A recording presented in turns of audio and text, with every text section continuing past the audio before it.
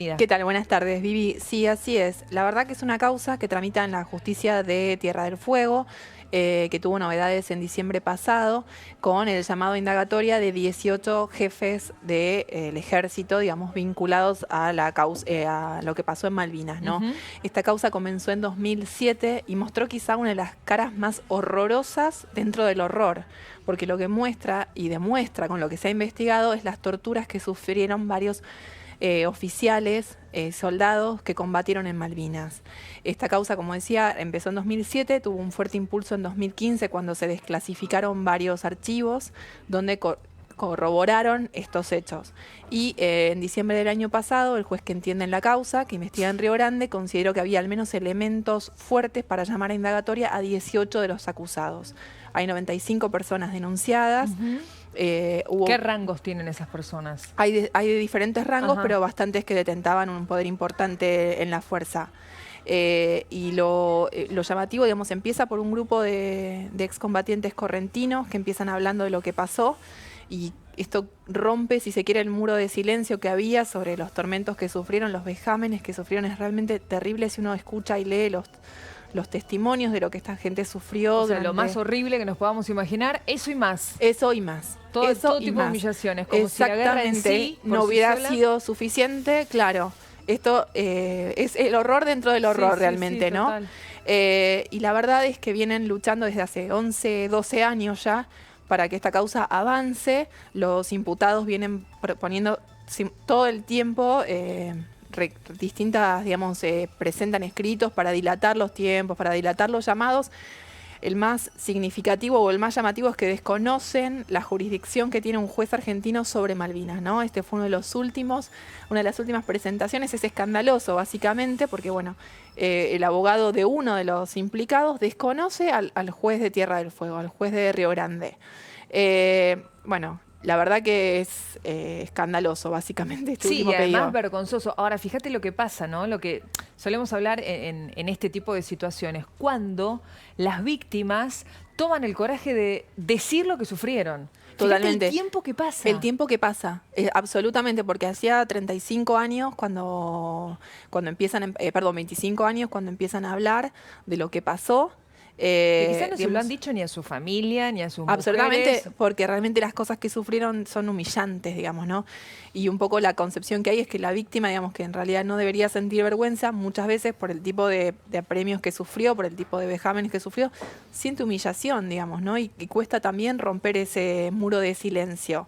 Cuando finalmente lo pueden hacer, la justicia escucha, empieza a recabar pruebas y del otro lado sistemáticamente se presentan escritos, recursos para dilatar la acción de la justicia. Exacto, dilatorios. Exacto, absolutamente. Y eso es lo que viene pasando. De hecho, de este llamado a indagatorias que hubo en diciembre, que fueron 18 citaciones, a ver, el acto para que una persona sea citada a indagatoria es que el juez entiende que hay un nivel de prueba suficiente claro, para convocar a esta persona, imputarle los delitos y ahí, bueno, que la persona pueda, digamos, el imputado pueda defenderse. Bueno, en lugar de elegir poder defenderse en indagatoria, estos acusados van presentando recursos para evitar la acción de la justicia, ¿no? Ahora, Cecilia, te pregunto, la mayoría de los hombres que fueron a pelear y fueron a defender nuestras islas eran chicos, tenían 19 años. 18, 19 años. Exacto. Estas personas acusadas, digo, eran mayores. Mucho mayores. Y quizás muchas de estas personas no viven en el día de hoy, ¿no? No, y claro, no están ni siquiera en el banquillo de los acusados. Claro, que es incluso mucho lo que pasa por ahí con los juicios de lesa humanidad, ¿no? Por lo que sucedió durante la última dictadura militar, que muchos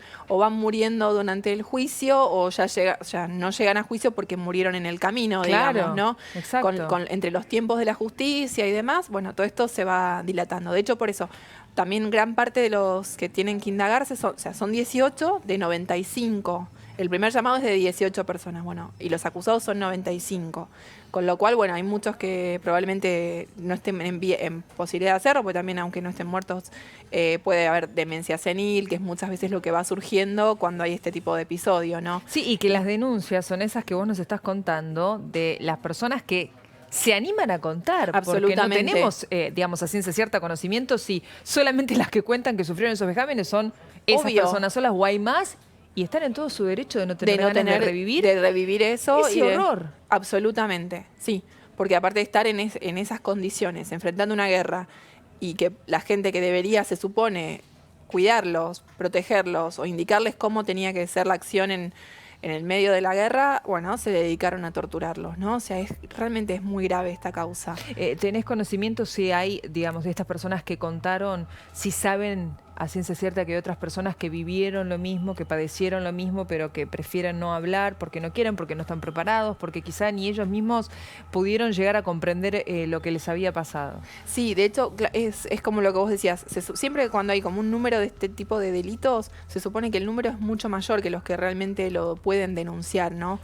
Además, bueno, recordemos que cuando los excombatientes volvieron a la Argentina no tuvieron el apoyo que tenían que haber recibido ni a nivel psicológico ni a nivel de la sociedad, digamos, fueron más bien marginados, ¿no? De hecho, los números hablan por sí solos, 640 y pico de caídos y 500 que decidieron quitarse la vida cuando volvieron de la guerra. Cecilia, estoy en comunicación en todo el país, ¿no? Lógico, también en toda la Argentina. Sí. Vamos a saludar, estoy en comunicación telefónica con Jerónimo Guerrero Iraola, abogado de excombatientes de Malvinas. ¿Cómo le va, Iraola? Viviana Valles lo saluda y Cecilia Devana también lo escucha. Hola, ¿cómo están? Muy bien, muchas gracias por el contacto, muy amable. Bueno, estamos dando información relacionada con estas torturas que se sabe se dieron a conocer en plena guerra, ¿no? Como nosotros llamamos con Cecilia, me comentaba, el horror dentro del horror. Queríamos conocer su opinión. Así es, bueno, digamos, en la guerra, durante la guerra de Malvinas se cometieron graves violaciones a los derechos humanos en perjuicio de los soldados conscriptos. Nosotros desde el Centro Excombatientes Islas Malvinas La Plata somos querella y representamos a todas las víctimas que están a lo largo y ancho del país. Y la verdad es que los números hablan por sí solos. En la actualidad hay más de 120 denuncias, hay 105 casos que se están investigando y 95 militares denunciados, con lo cual, en función de lo que comentaban recién en la previa, estamos hablando de una megacausa, de una causa con una envergadura que verdaderamente amerita un trabajo denodado en aras de arribar a la verdad y a la justicia. Sí, cuando uno habla de una mega causa, a veces asusta, ¿no? Pensar, bueno, definitivamente se va a poder llegar a la verdad y hacer justicia. Y, la verdad es que el año pasado, sobre finales de año, recibimos la noticia del llamado indagatoria, que nosotros lo habíamos pedido en reiteradas oportunidades, de 18 de los 95 militares denunciados. Ahora comenzó un proceso de notificaciones, un proceso muy complejo porque los victimarios o las personas acusadas también están a lo largo y ancho del país, con lo cual el proceso que está llevando adelante el Juzgado Federal de Río Grande es complejo, hay que notificarlos en los lugares donde viven, y a partir de eso comenzamos con el proceso de contestar lo que se conoce como excepciones previas. Respondiendo a tu pregunta, sí, estamos cada vez más cerca de que se conozca la verdad. Hubo un plan por parte de la dictadura cívico-militar de que no se conociera y no se hablara de lo que había sucedido en Malvinas. De que todos se callaran, ¿no?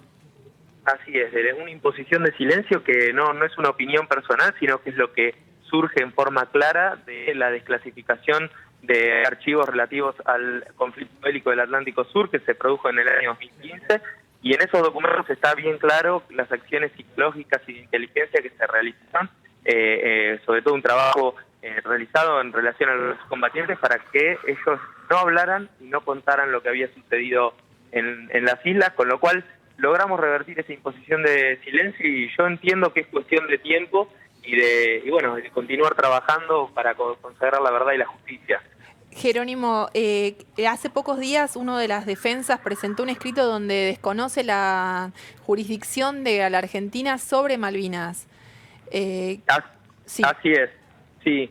Esto se dio hace unas pocas semanas, nos corrieron traslado como querella hace tan solo 2. Nosotros contestamos la vista y el planteo que realizaba la defensa de Caro, que es militares que está siendo llamado a prestar declaración indagatoria, era que el Juzgado Federal de Río Grande no era competente en razón del territorio. Con esto lo que quiere decir y lo que alega el escrito, el letrado que lo patrocina, es que República Argentina no tiene soberanía sobre las Islas Malvinas.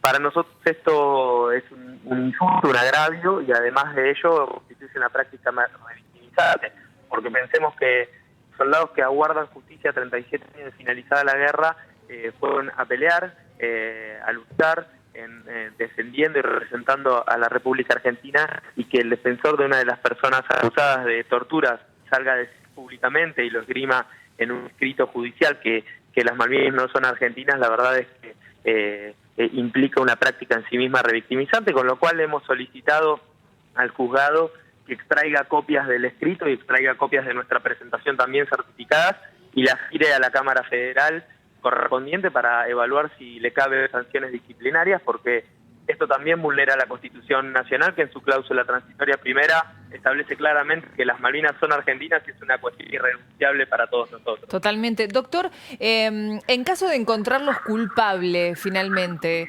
¿cuál puede llegar a ser la pena? Bueno, habrá que evaluarlo según el caso.